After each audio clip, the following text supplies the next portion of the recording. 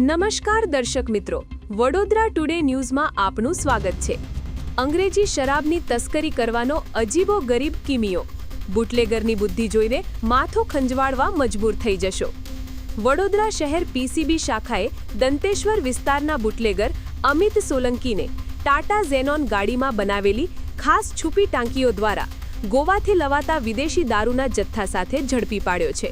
આ બુટલેગરે રાજસ્થાનમાં ગાડીની સીટ અને લાઇટોની પાછળ દારૂ ભરવા માટે ગુપ્ત ઢાંકણા અને ટાયરના ગાર્ડ પાસે વાલ્વ લગાવી 3 ટાંકીઓ તૈયાર કરાવી હતી, જેમાંથી પોલીસે 245 લીટર છૂટો દારૂ અને બોટલો મળી કુલ 9.17 લાખ રૂપિયાથી વધુનો મુદ્દામાલ જપ્ત કર્યો છે।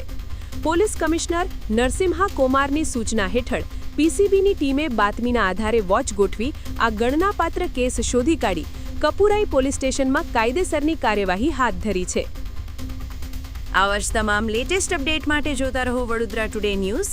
નવું વર્ષ એટલે કે વિક્રમ સંવત 2082ના શરૂઆતથી વડોદરા ટુડે ન્યૂઝ ચેનલના ગુજરાત રાજ્યના તમામ શહેરના તાલુકા જિલ્લાના દર્શક મિત્રોને ખાસ વિનંતી કે અમારા વડોદરા ટુડે ન્યૂઝના તમામ સમાચાર જોવા માટે હવે અમારા ફેસબુક, યુટ્યુબ, ઇન્સ્ટાગ્રામના પેજને લાઇક કરો, શેર કરો, સબસ્ક્રાઇબ કરો અને કોઈપણ સમાચાર અને જાહેરાત અને તમારા વિસ્તારમાં કોઈપણ જાતની ગેરકાયદેસર પ્રવૃત્તિઓ ચાલતી હોય અને ભ્રષ્ટાચારની પોલ ખોલવી હોય તો અમારા વોટ્સએપ નંબર 9687328624 અથવા તો 9687906224 પર સંપર્ક કરવા વિનંતી।